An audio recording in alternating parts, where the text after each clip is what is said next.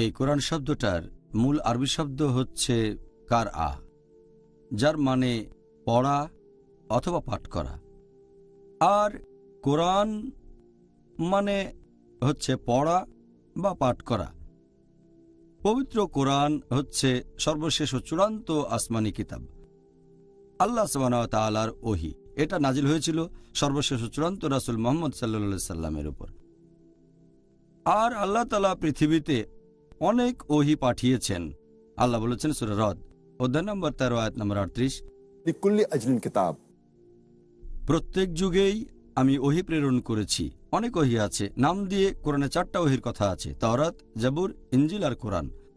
তাওরাত হলো সেই ওহী আসমানি কিতাব যেটা নাজিল হয়েছিল মুসা আলাইহিস সালামের উপর।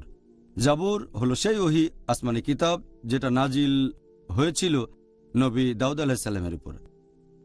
আর ইনজিল হলো সেই আসমানি কিতাব যেটা নাজিল হয়েছিল ঈসা আলাইহিস সালামের উপর। আর কোরআন হলো সর্বশেষ চূড়ান্ত ওহী যেটা নাজিল হয়েছিল সর্বশেষ ও চূড়ান্ত রাসূল মুহাম্মদ সাল্লাল্লাহু আলাইহি সাল্লামের উপর। তাহলে যদি ওল্ড টেস্টামেন্ট আর নিউ টেস্টামেন্টের মতো ব্যাপার থাকে, পবিত্র কোরআন হচ্ছে লাস্ট টেস্টামেন্ট। তাহলে কোরআন হচ্ছে আল্লাহর ওহী, এটা আসমানি কিতাব। সাধারণ মানুষ মনে করে যে কোরআন হচ্ছে এই বইটা কোরআনের কপি। সঠিক আরবি শব্দটা হচ্ছে মুসহাফ।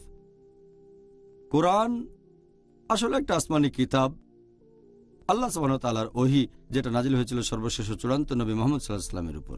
সাল্লাল্লাহু আলাইহি সাল্লাম। জাযাকাল্লাহ খায়ের। আমরা খুবই প্রাসঙ্গিক প্রশ্ন দিয়ে টপিকটা শুরু করলাম।